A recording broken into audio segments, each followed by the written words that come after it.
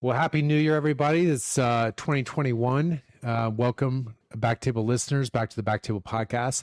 We're going to do a special episode today where Chris Beck and I are going to kind of talk through lumbar punctures and get into a little bit about myelograms.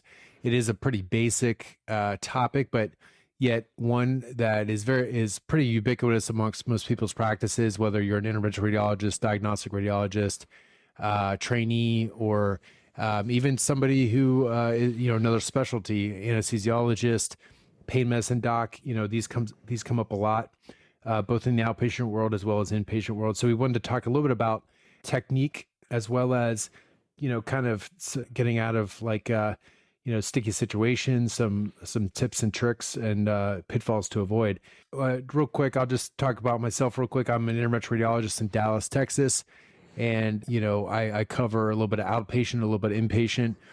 A lot of my outpatient work has involved recently, a lot of myelograms. Inpatient work does involve more lumbar punctures. And so I'll let Chris introduce himself. Hey guys, Happy New Year. My name's Chris Beck. I am a vascular and interventional radiologist based out of New Orleans. I'm in private practice and, like I said, conventionally IR trained, and do a fair amount of lumbar punctures. I don't know about your practice, Fritts, but I probably do. There's not many days that go by on a regular IR seat that I'm not doing a lumbar puncture or a myelogram in some way, but I don't know, maybe a handful a week, maybe 5 a week or something. Gotcha. And so let's talk a little about, I just want to talk a little bit about training and when we first get exposed and maybe learn about lumbar punctures in training. For me, I can remember the first times I did my LPs were in the IR rotations in residency at Pennsylvania Hospital.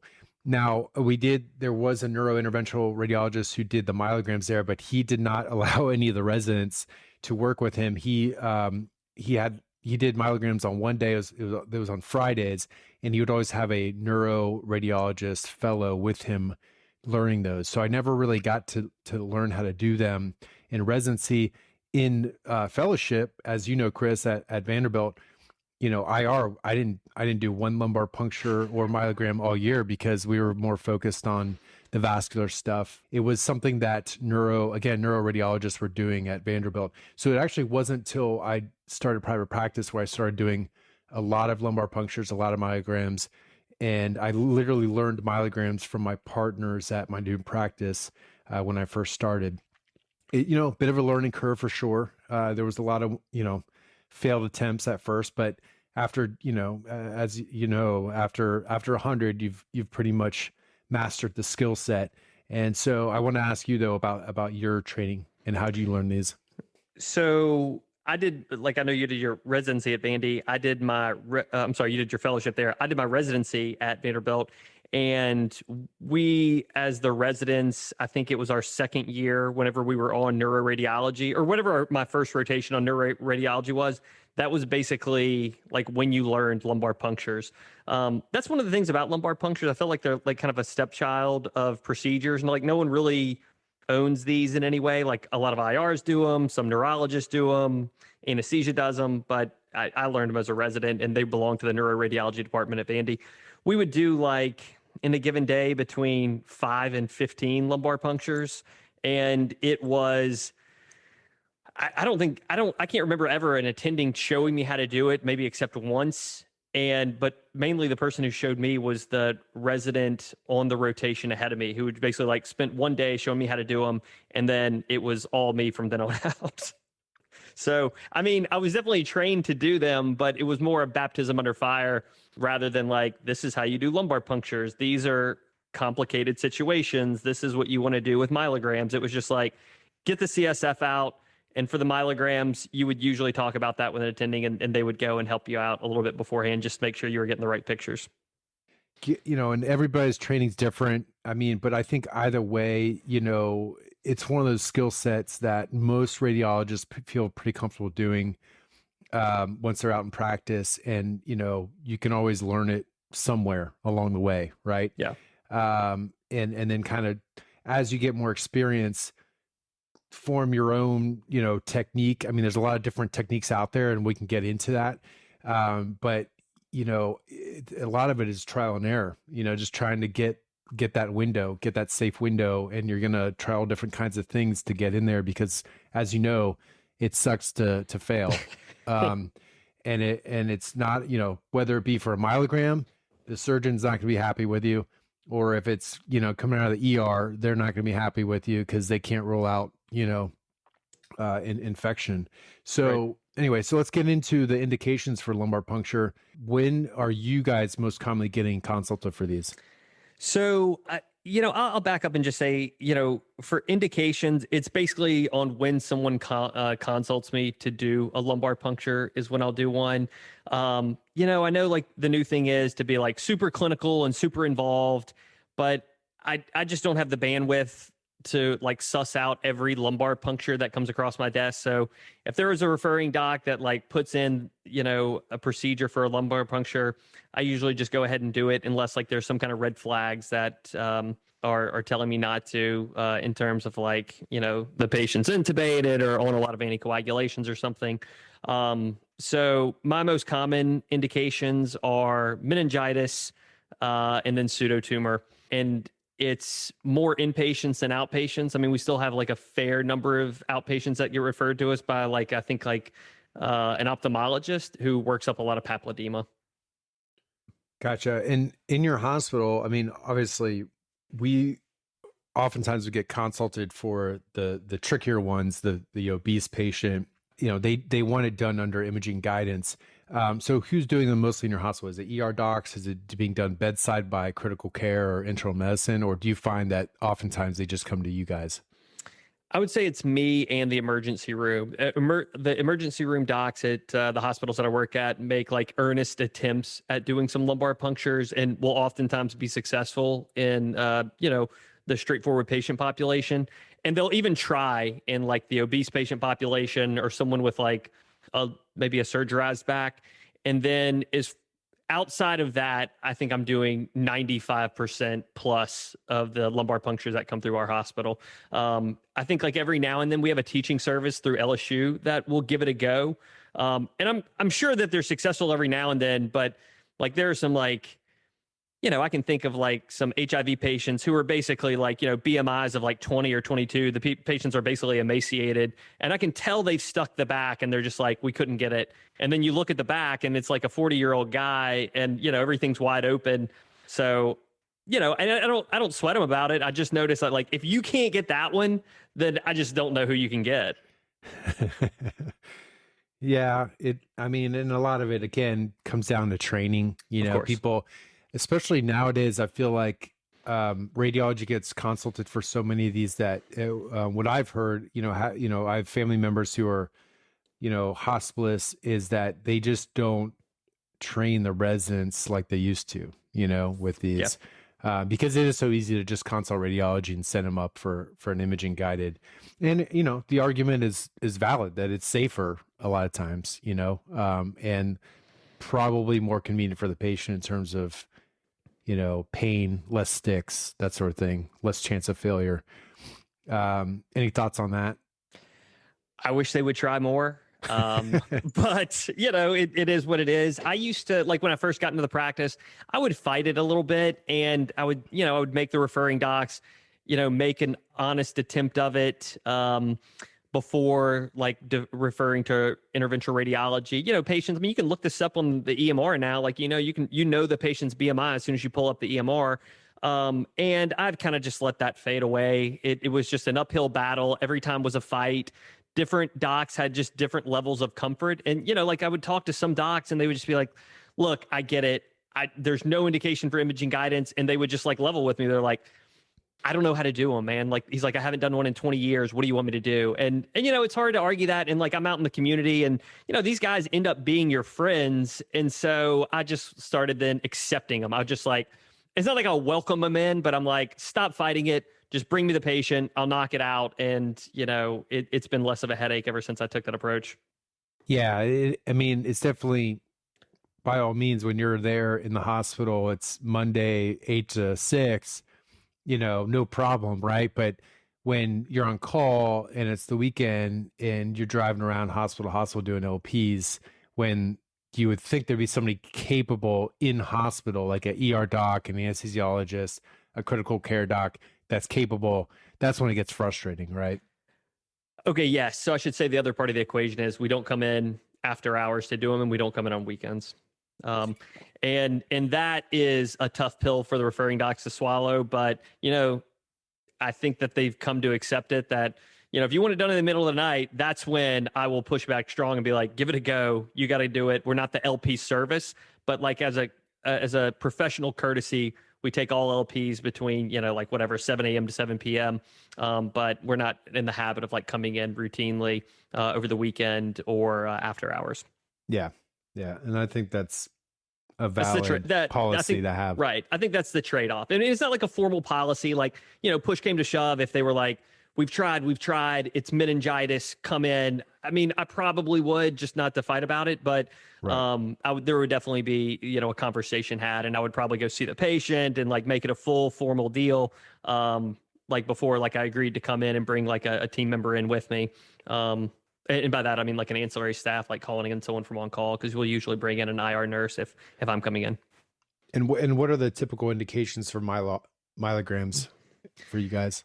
And it's all over the map. So, like we used to have, we've had some people that, it's neurosurgeons where they just want it on patients who can't have an MRI. And then more often what we see now is myelogram being a complement to MRI, especially in patients with surgerized back. So like, they'll use MRI, but they'll also say, I'm having trouble looking at, whatever the fuse levels are, because of the ferromagnetic artifact. And so even if patients can have an MRI, oftentimes we're doing myelograms to complement that. And we have some aggressive back surgeons. And I mean, I don't blame them. Like, coming from, I'm very imaging intensive also with some of like my preoperative stuff. And sometimes I get CTs and MRIs and whatever. And so, from my perspective, whatever the surgeon thinks he or her needs to operate, I'm like, you need a myelogram? Fine, no problem. Yeah. Yeah. I've heard that, many a times where, I've heard some radiologists complain, well, it's outdated, unnecessary to get a myelogram. Now we have these, this basically top of the line MR imaging that, can answer the same questions. But I have talked to a number of spine surgeons who they're like, nope, I need the myelogram. I need that information. It definitely, whether they have an MRI or not, it benefits the patient to have that information. So I don't, to me, I agree with you. It's like whatever the surgeon needs to make sure that spine surgery is successful, by all means. And again, it's not any more complicated than a lumbar puncture, right? Yeah. Also, like, I read a fair amount of like neuroimaging, like in terms of MR and myelograms. And I don't know, like, I feel like they're very much complementary exams, and like you get really good looks at the bones. I mean, like, it's not always about the myelographic pictures, but sometimes it's just about the CT. But I often find them complementary, and like they add information that I can see that gives you a higher degree of diagnostic certainty. So I don't have any problem with doing the myelograms. For sure, especially when there's hardware back there, Yeah, for sure. Okay, so after after you've looked at whether or not the study's is indicated, you did mention some possible contraindications. What guidelines do you follow for patients on anticoagulation? So, the short answer is, we have a sheet that's like posted, and it's kind of like routine stuff as far as like what medications to hold. If you're in the outpatient perfect setting where we're bringing someone in for a lumbar puncture, and we don't hold aspirin, we hold Plavix for 5 to 7 days. We hold, Coumadin for 7 days, and then check an INR. And so those things are pretty routine. And, maybe I can just post that sheet that we have. But I feel like the rubber kind of meets the road. It's like when it's an inpatient and it's either an urgent or emergent setting, that's often the times like where you're really thinking about like what blood thinners patients are on. And like I said, I don't hold aspirin, so I don't care if they're on 325 or baby aspirin. And it just kind of depends on the emergent situation. Like if it's for meningitis, there's not many things that keep me from doing the lumbar puncture. And if it's something for like an inpatient multiple sclerosis workup, then that's different. Then I'll say, well, we really need to hold the Plavix. And then if they're on like Eliquis, then that's a 2-day hold for us. And so it kind of, for me, depends on the indication and what we're really doing not the myelogram, but the lumbar puncture for. Gotcha. Yeah. I mean, myelograms tend to be outpatient, elective. So of course, I mean, are you holding aspirin for those 325? No, I don't hold the aspirin for myelograms. Do you?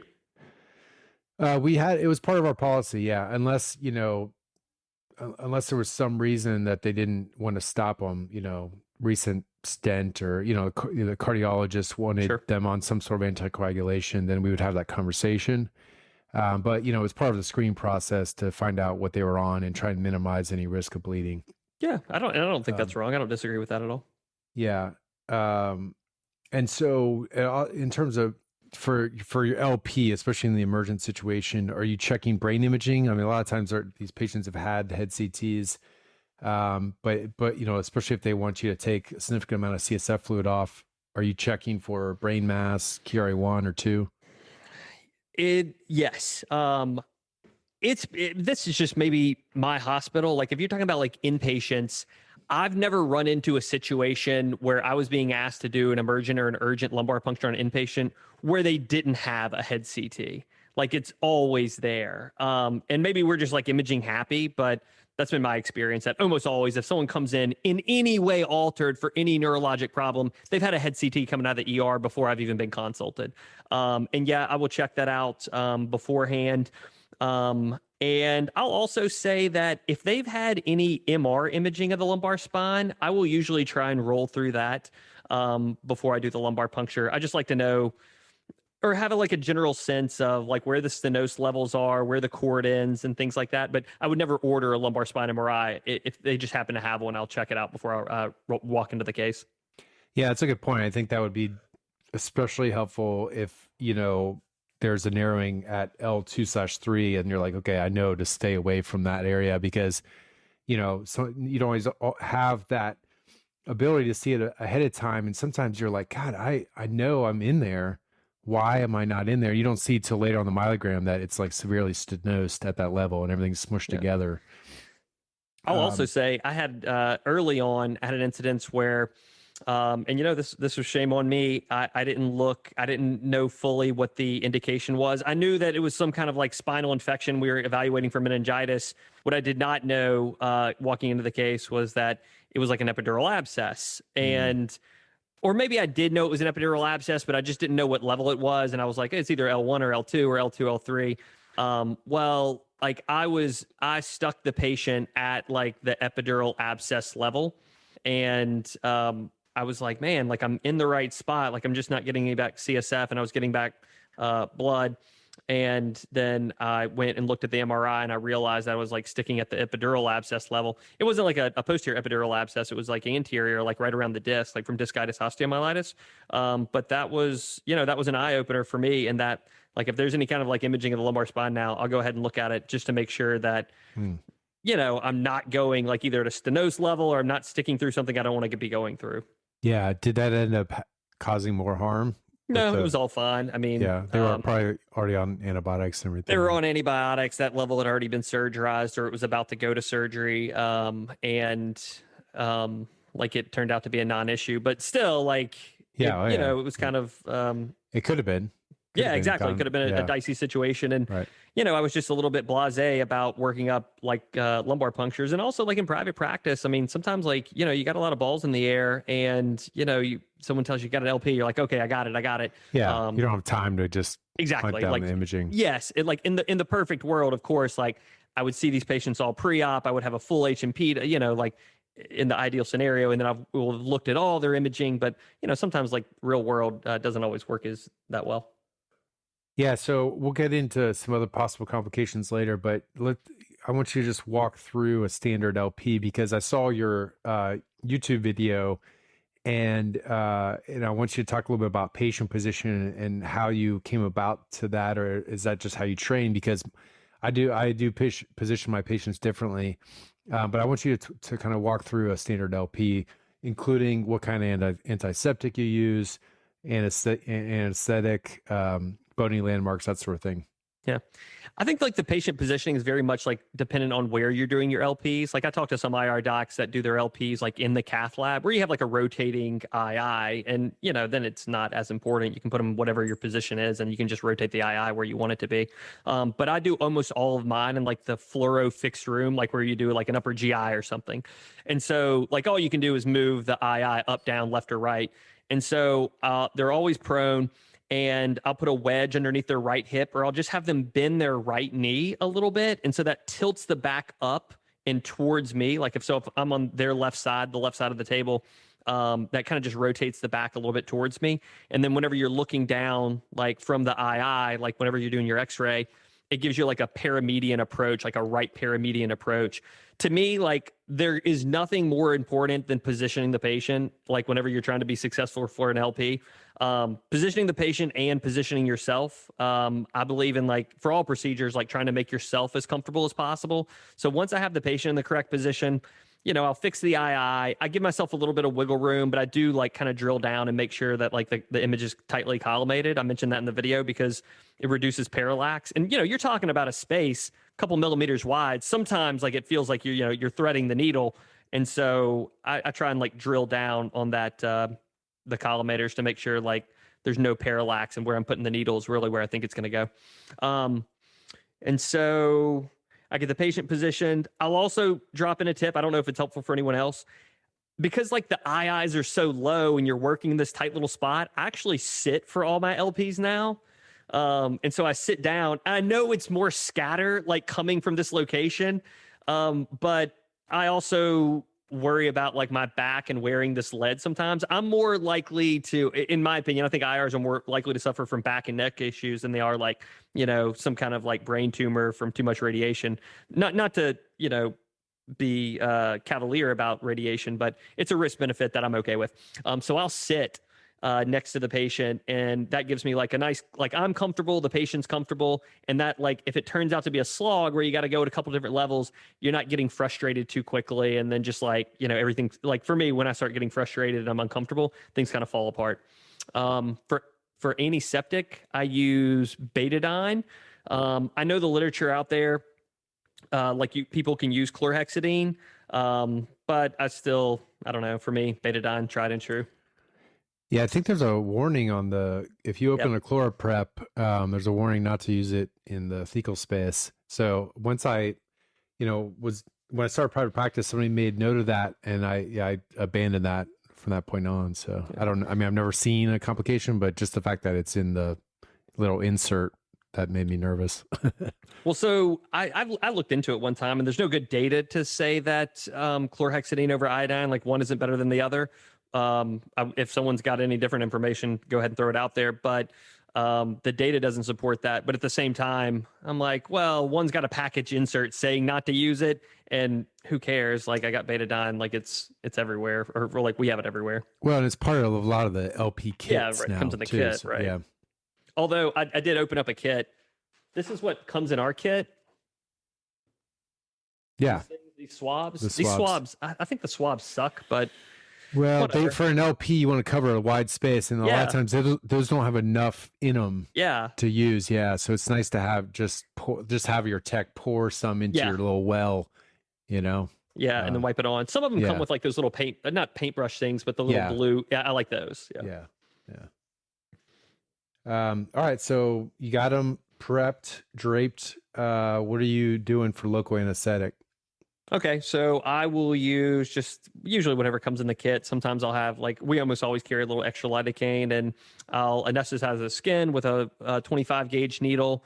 After the skin's anesthetized, I'll do like a deeper numbing with it's a little short. I don't know how long it is, maybe an inch long needle deeper. I don't go through the effort of numbing, even in an obese patient, I don't numb much deeper than that. Just whatever I can indent the skin and push down as hard as I can. I'll just anesthetize to that sub-Q and skin area.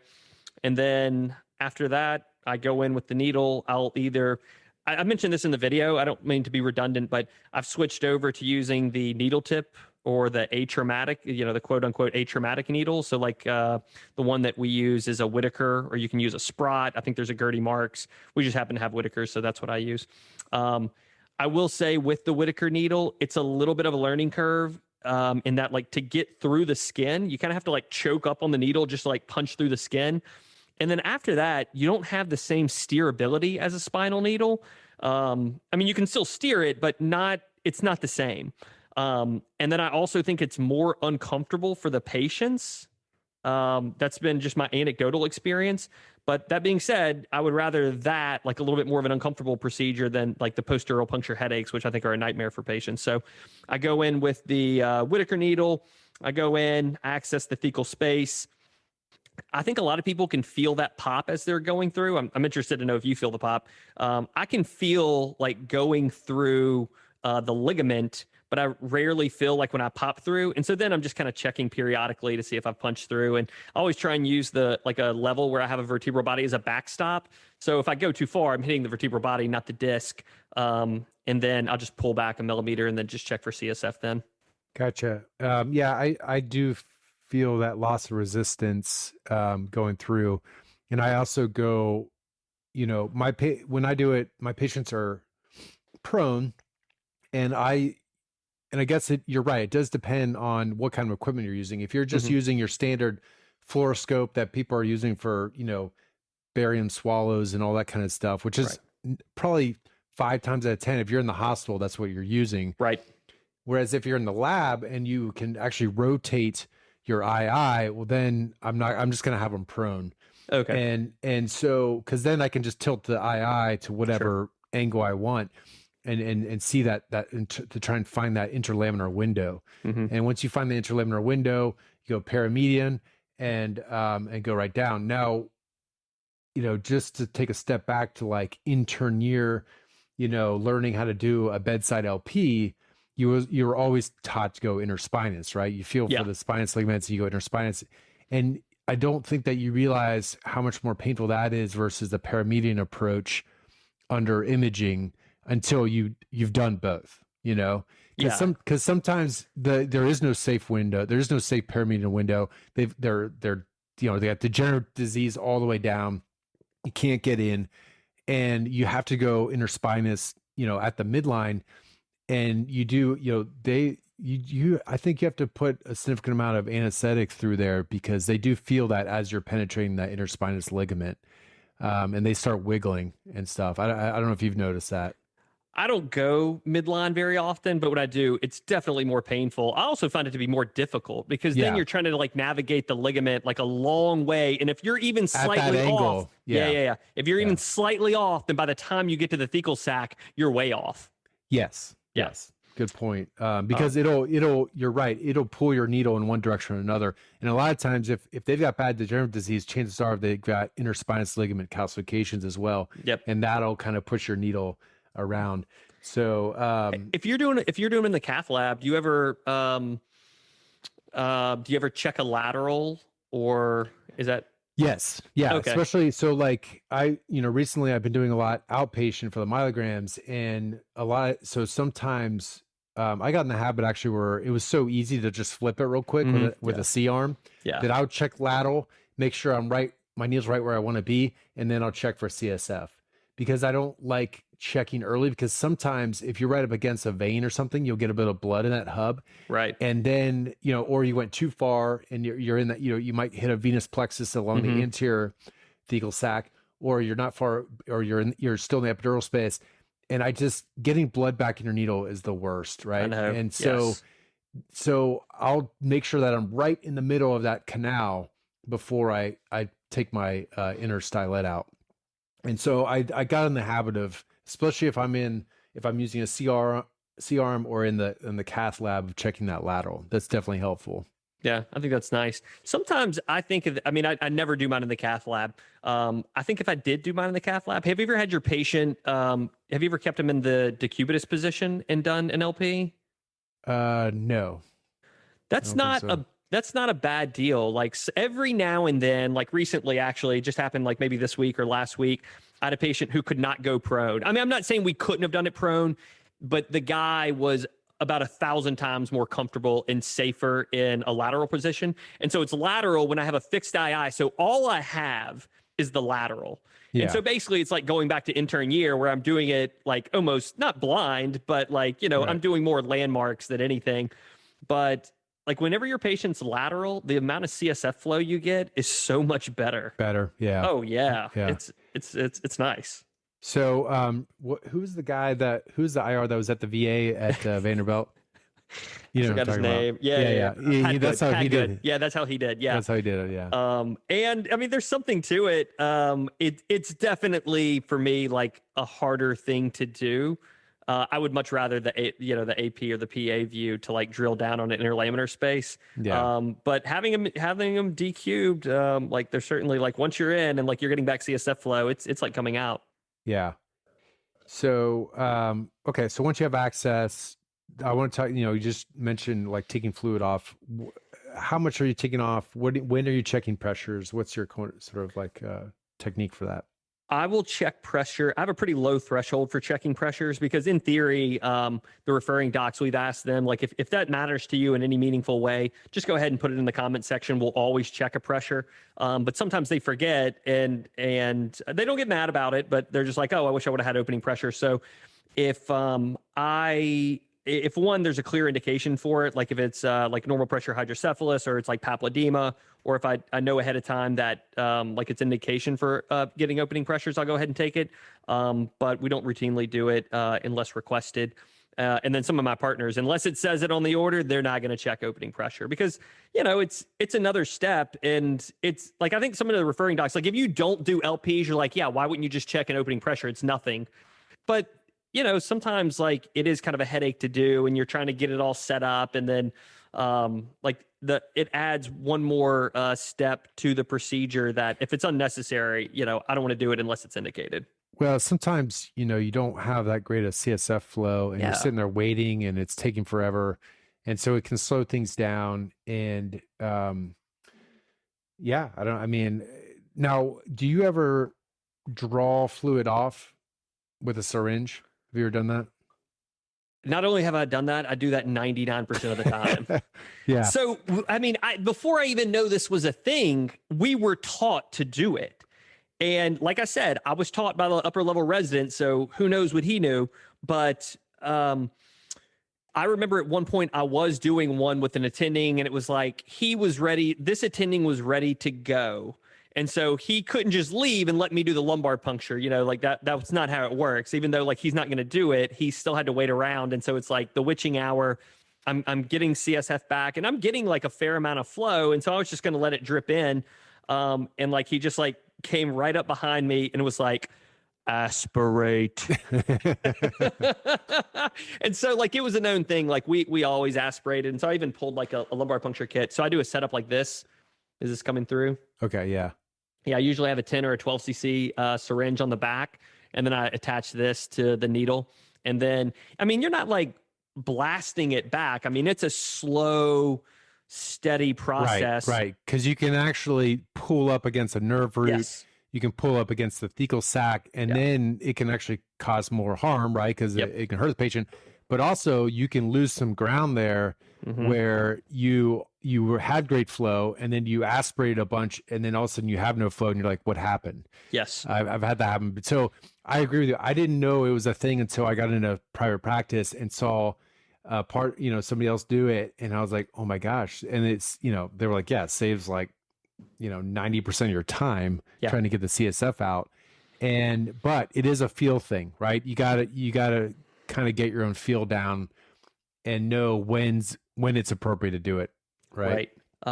And like you said, total double-edged sword. I've had plenty of times where aspiration was not the way to go. Yeah. And I kind of put myself in a jam either by having to reposition the needle or just, moving it completely. But on the whole, I do aspirate and I've never had any problems with it. I printed out like an up-to-date article before like we did this podcast, and it says in there, not recommended because of a risk of bleeding.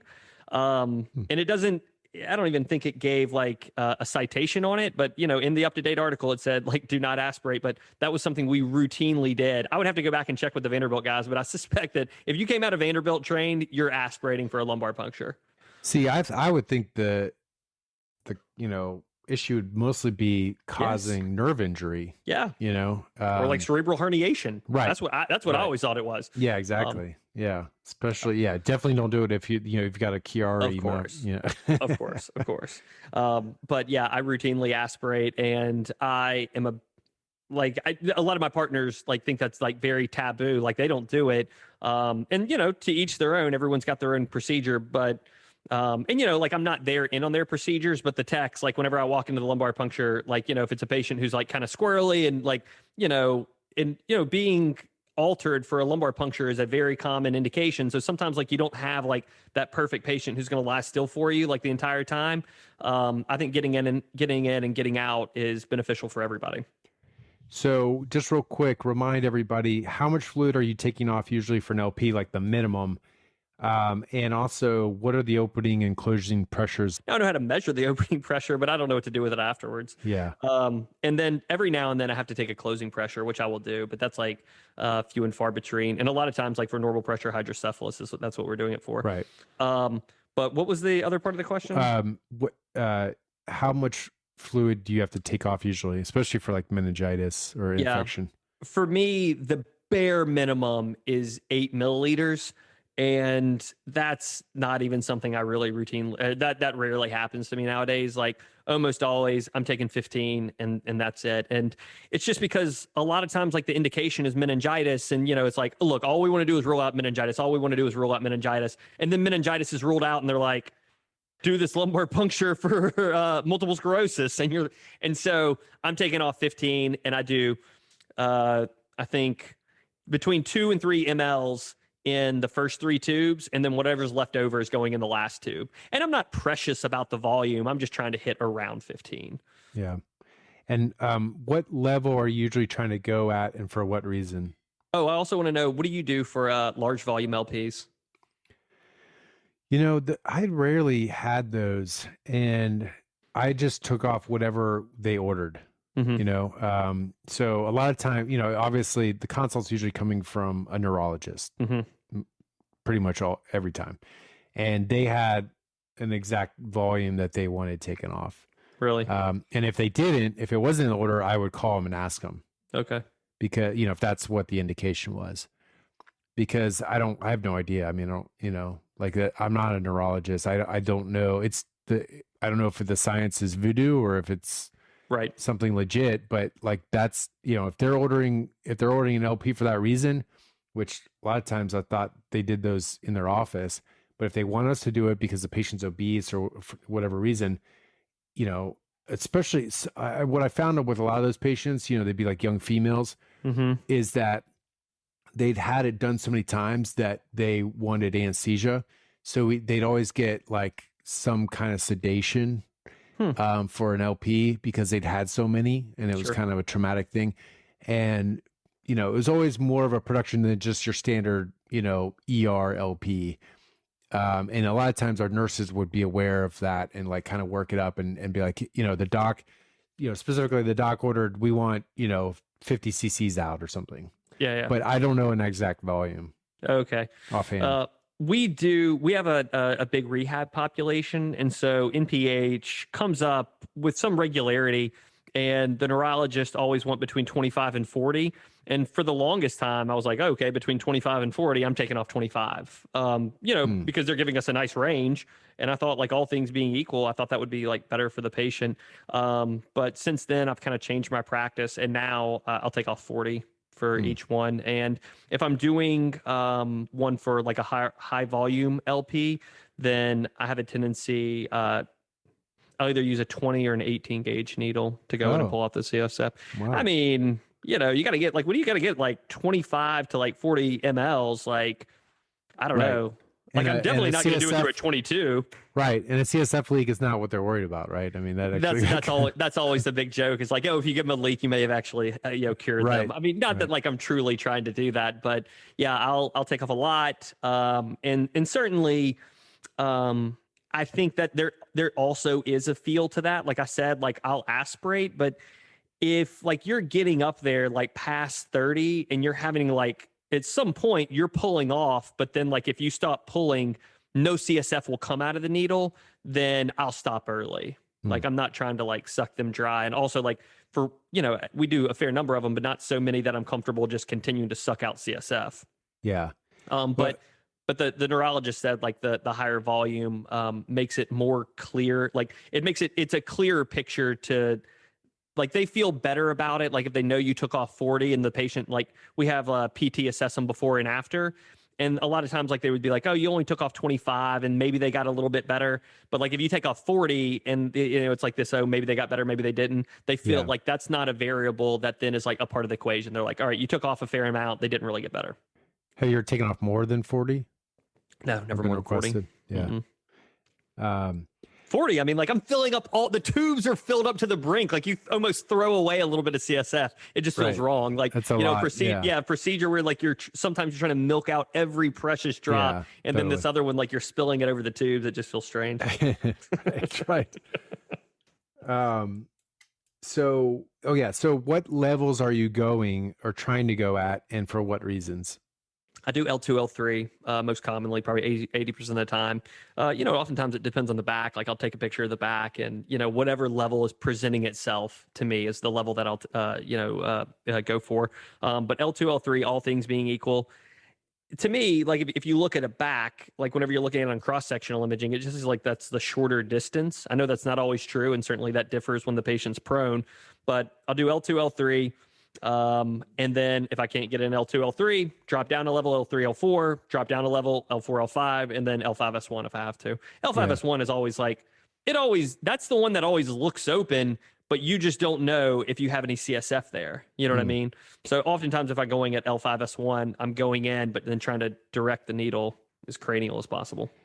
So just for our trainees or maybe in med students, why are we not going higher than L2, 3? Conus. Got to worry about the conus. Yeah. Although I have a partner who will also, he'll go at like, his thing is I run into this too. When you look at the back and like L1, L2 is the perfect level, everything below that is like totally degenerative or fused or whatever. He'll go at L1, L2 pretty commonly. And I'm like, well, what do you do if you hit the conus? He's like, pull back. And that's when you take out CSF. I guess the patient will tell you. They'll let you know, I'm sure. But I've never done it. I've also never done a suboccipital tap. Have you? Yeah. So there's, because in my old group, they had a decent amount. There's one hospital where they do a lot of back surgery, and the spine surgeons want to do, they want a dedicated cervical myelogram. They don't want you to go in the lower back and tilt them. They want it done. And so I've done a handful. To me, it's, again, it's a learning curve, but I mean, if you're comfortable with your cervical anatomy and kind of knowing, where to stay away from, and it's all about getting the perfect image. That's all. And so a lot of that's dependent on the technologist. The technology, what we would do is we'd have 2 C-arms and you'd have a lateral and an AP, and you just be kind of putting it in slowly but surely along that posterior canal.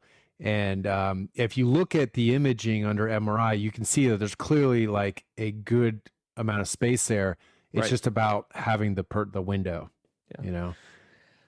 That's so good. It's nerve-wracking for sure. I might be doing more of them here soon because I'm going to be covering that same hospital.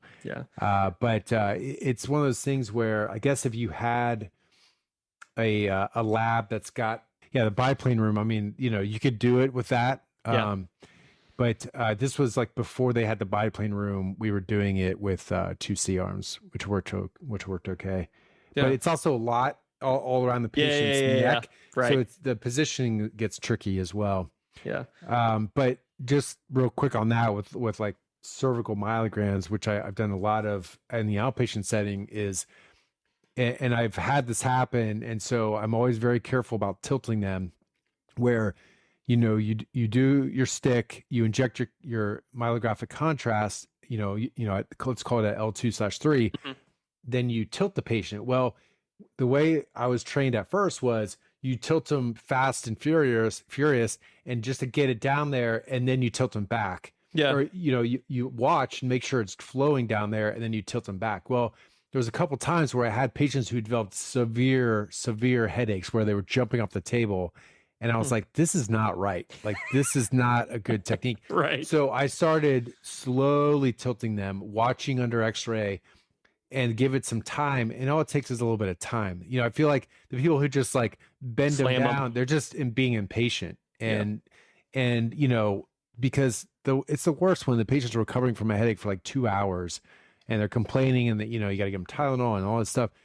And so, I just gently tilt them to it. And honestly, like, even if they've had hardware, they've had surgery in their lumbar area, I mean, I'm usually able to get in. But so I did want to talk about positioning with L2/3, because the other thing that I was always taught was at L2/3, you have a lesser chance of causing a spinal headache. The further down you go, L3, 4, 4, 5, 5S1, I guess there's data that's shown that there's increased chance of causing, a severe spinal headache. So that's why I always try to go to L2/3, and then work my way down, like you said, because you're right. Sometimes you go in there and you're like, wow, L5S1 looks perfect, or L5. And I always am like, you know what, let's just try L2/3. And especially if it's a skinny young person, because they're especially prone to spinal headaches. And I'll almost always try L2/3 first. So I didn't know that was the reason we started high. Like, I thought it was just like, that's the easier level, is the shortest distance. I didn't know that it was a link to post-dural puncture headaches. That's the only reason that I've heard, because I think that was the answer to the question I asked one of my attendings was, why do we start L2/3? And they're like, less chance of a headache. All right. So let's see. Oh, can we talk about going at the surgerized level? Like, have you ever had any situations where you've had to go through the laminectomy bed or whatever? All the time. Yeah. Like, I mean, it took a while for me to realize that you can go right through the bone graft with that 22 gauge needle. You're gonna feel it, and you're gonna look under X-ray, and you don't see any bone, but it's that bone graft, and you just gotta apply some pressure, make sure you're going straight. You're not gonna bend the needle, and a lot of times you can just get right through it. And I mean, I got so many, myelograms for post-operative patients that you just get used to it. Similar, but I think I think some people are trained to not go through the surgerized level, and also, all things being equal, I will avoid it if I can. For sure. But but I also don't have much of a problem going through it. I will say one time, and I can't say it was recently, maybe 2.5 years ago, I went through at the guy had, a decompression posteriorly, both sides, from like L1 to L5. So it's like there wasn't really an option, but I just picked a level, maybe right over L3, and I went in.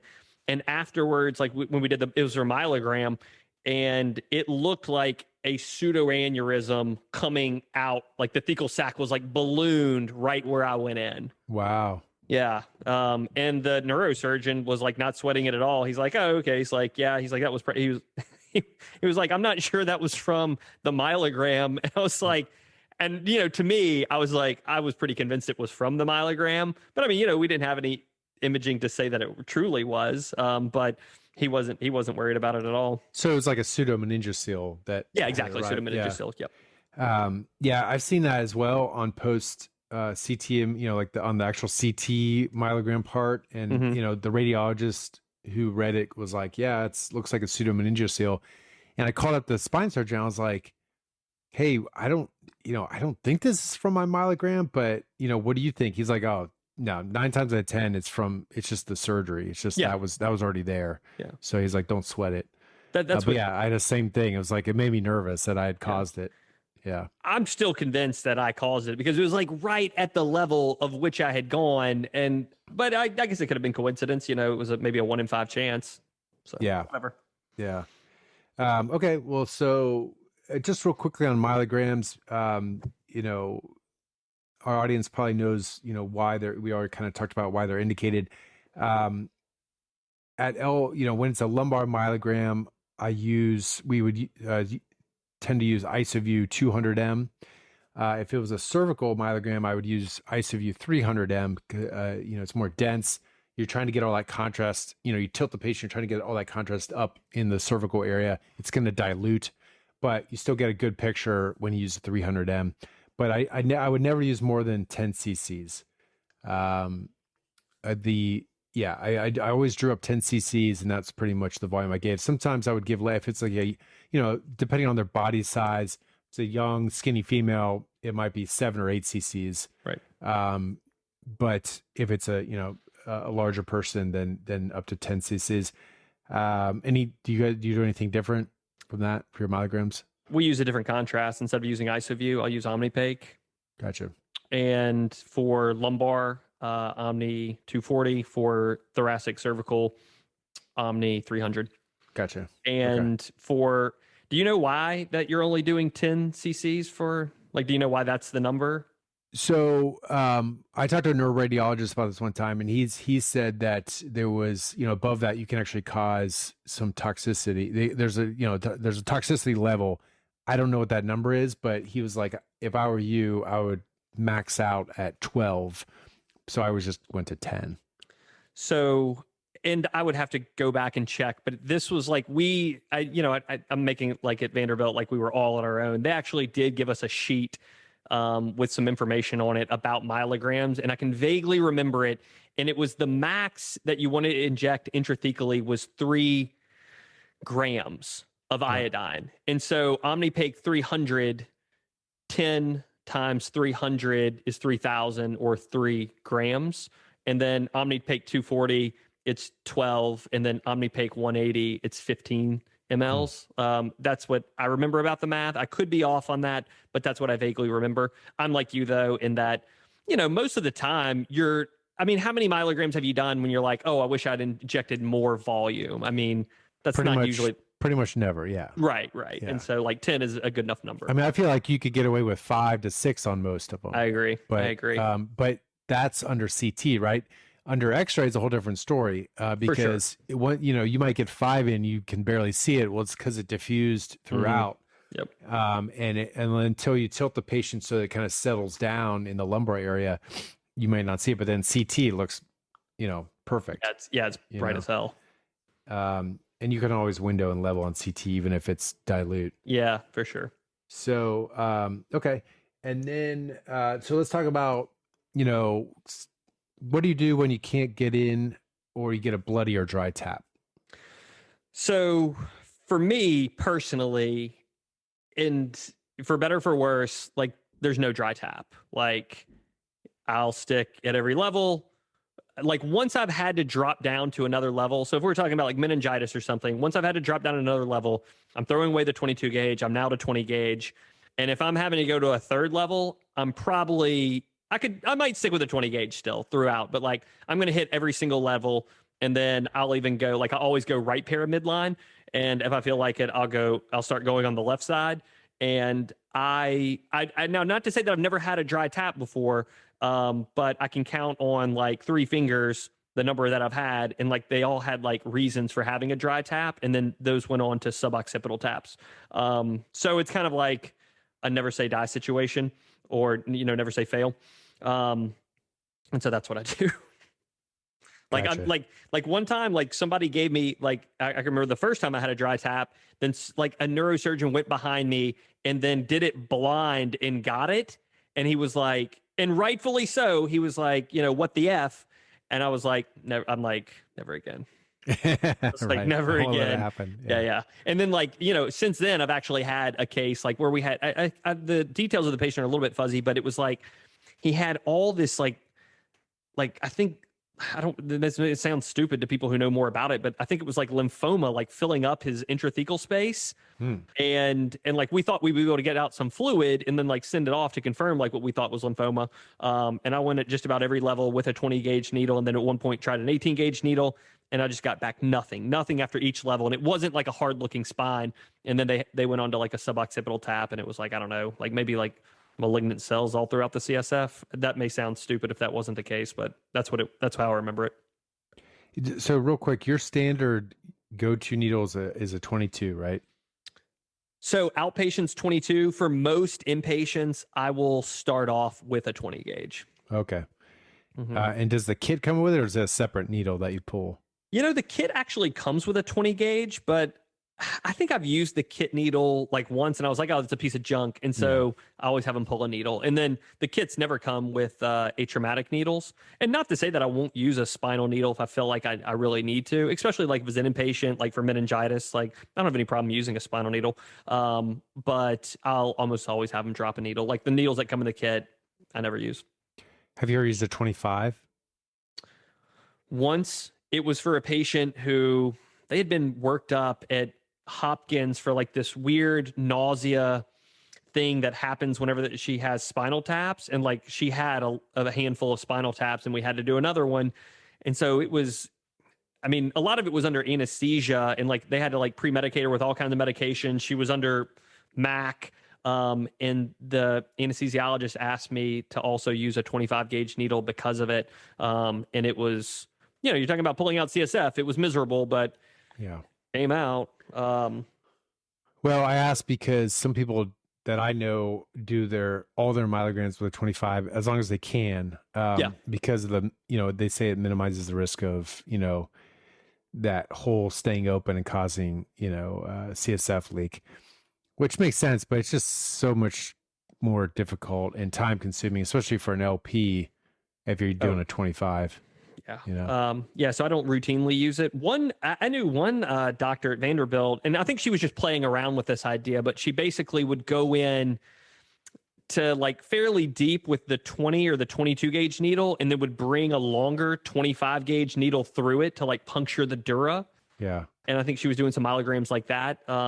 But no, I mean, for me, the 25 gauge needle, it feels like it's like the end of a hair sometimes, or that's what it feels like to me. Yeah, it's very difficult. Hard to direct for sure. Yeah.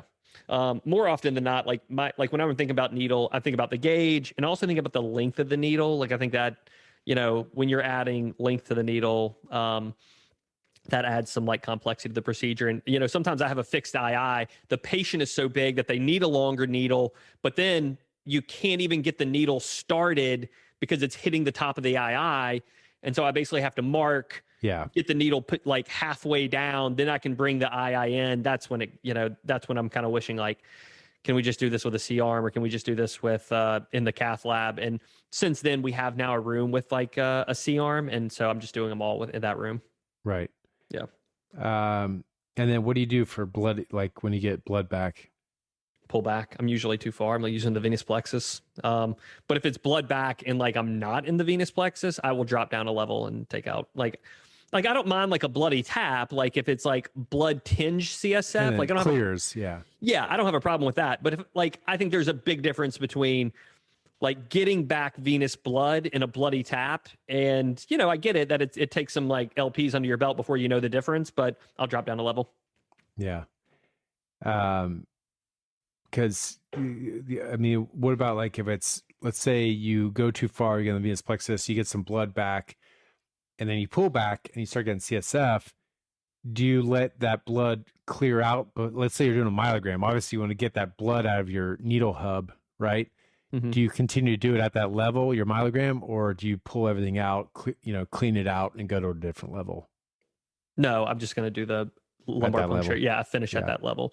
And I think it's a risk benefit in that situation, but I would rather not have to stick again because if there's anything that I've learned about lumbar punctures, it's a fickle business in that like you think you're at a big open level and you think it's going to be easy and it's not, and you just don't know why. Like some levels are easy and straightforward and some levels are impossible. And so sometimes like it's like giving up access in a vascular thing. Like sometimes like your wire and catheter go in easy to something and then you pop out and then it's like, it's almost impossible to get back in. So once I'm in, I take what I got. Right. Yeah. I agree. All right. Well, and then post-procedure protocol, are you having your patients lay flat for 2 hours or no? So if I stick with the atraumatic needles or the quote unquote atraumatic needles, where it's a pencil tip, like a Whitaker or a Sprott, they discharge immediately. They can get up and go home. There was a paper, I got it pulled up here. Let me see what the name is, and we can link to it in the show notes. Posture and fluids for preventing post-dural puncture headache. And the long and short of it was like, there's no clear evidence to suggest like bed rest for any extended amount of time like will help. And so I let them go home. And I suggest like, if you want, you can go lay down at your house, and that may decrease your risk of, and I'm making up numbers, but I'm making them up to the patient.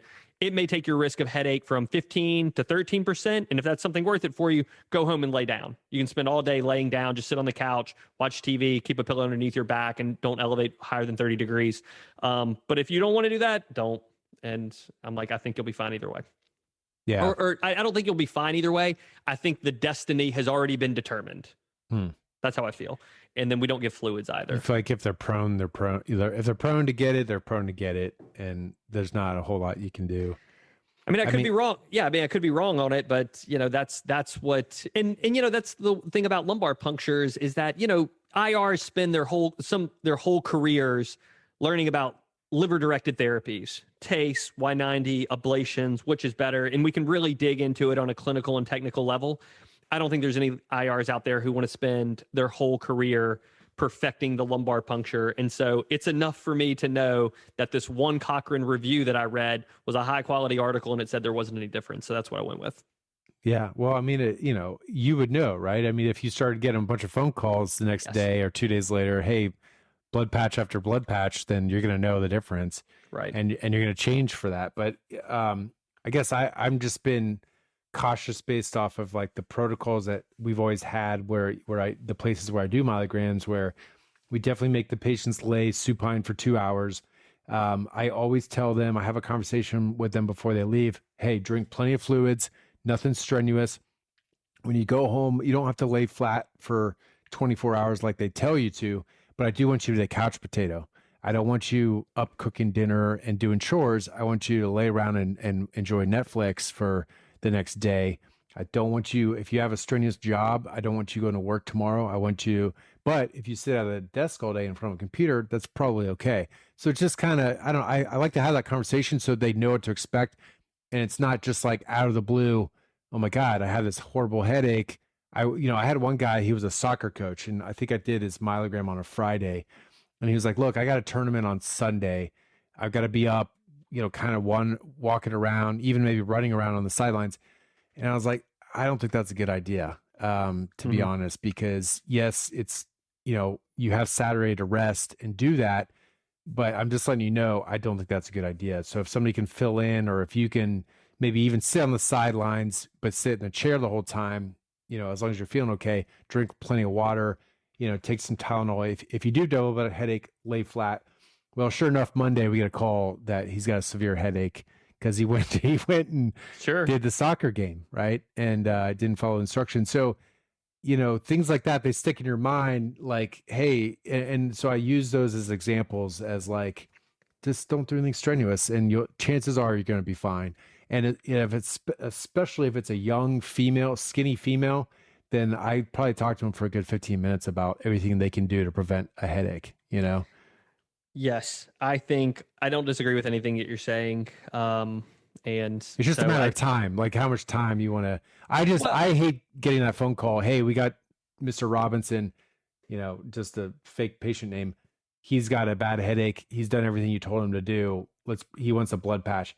That to me, I hate blood patches. I think it's probably one of my least favorite procedures to do. And it's just because it's a complication, and like you hate to put a patient through another procedure.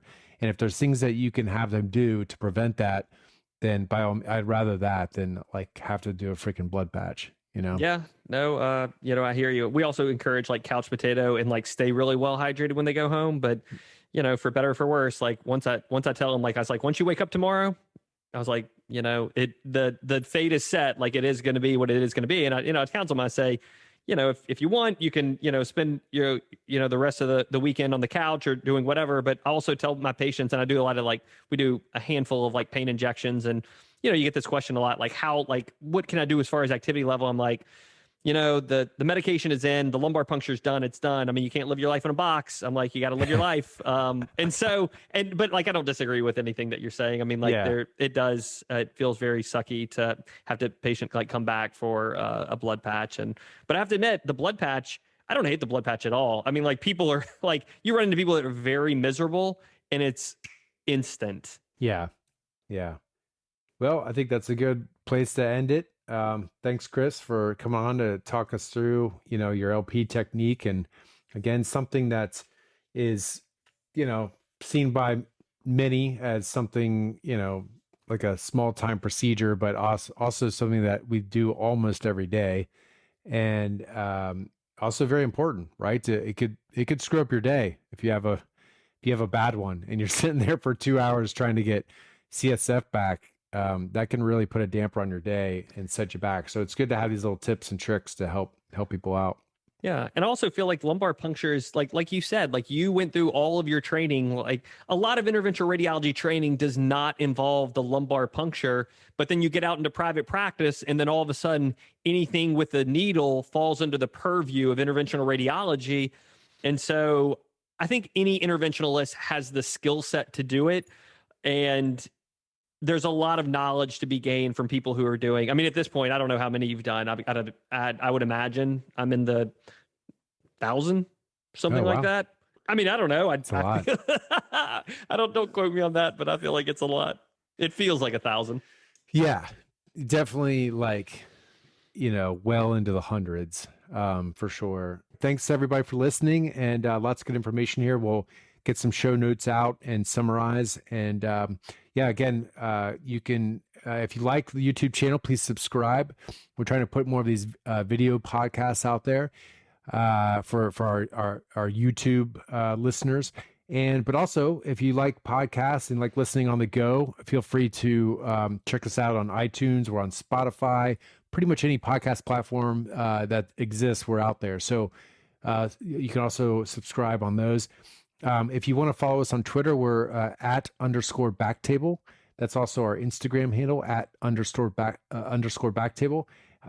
And we're also on LinkedIn under BackTable. And you can also follow me or Chris on LinkedIn as well, because we post a lot of stuff that relevant to BackTable on our LinkedIn channel. So thanks everyone. Have a happy new year, and we'll see you next time.